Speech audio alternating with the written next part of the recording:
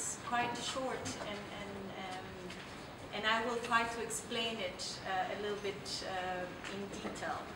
But the message is that unpaid care work is a major human rights issue. And it is the time now that human rights advocates and human rights monitoring bodies start giving greater attention in a consistent manner to the issue of unpaid care work.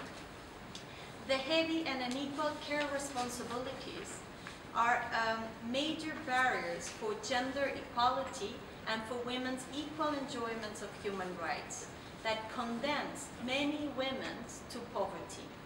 State failures to provide, fund, support, or regulate care contradicts their human rights obligation by creating or exacerbating inequalities and threatening women's enjoyment of human rights.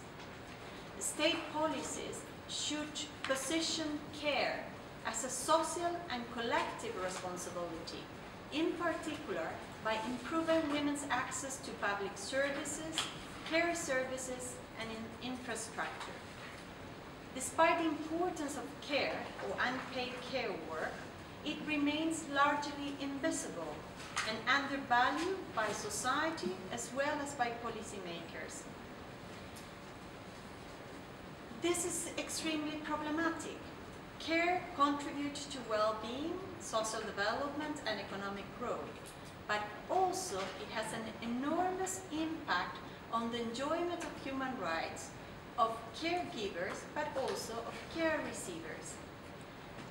In 1995 already, the Beijing Declaration and Plan of Action stressed the importance of tackling an equal distribution of unpaid care work as an essential step to achieve equality between men and women. Unfortunately, decades later, we still do not see important results in this regard in many parts of the world. Across the world, millions of older women find themselves living in poverty as a reward for a lifetime spending on caring for others.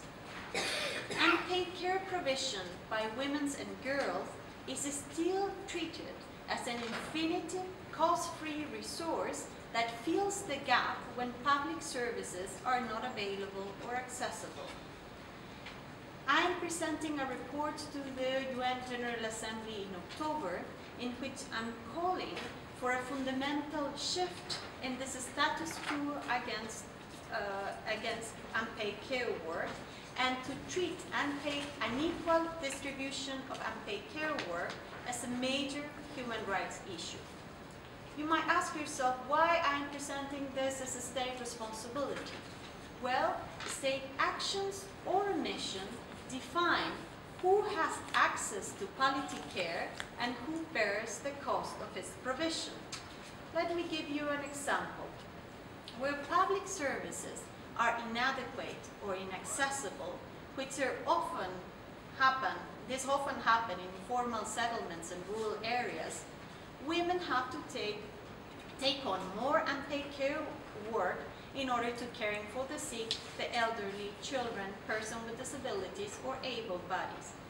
Lack of decent roads and public transport also mean long journeys to work, health center, school, which exacerbate their time poverty.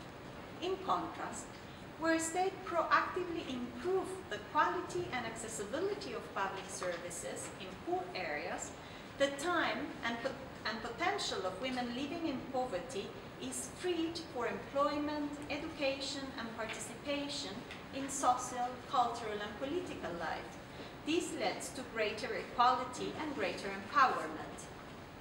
Unfortunately, in many societies, just the reverse is happening. We're seeing how austerity measures in developed and developing countries are resulting in cuts to spending on public services and social protection. For example, cuts on child benefit, cuts on child care and elder care services, or disability services.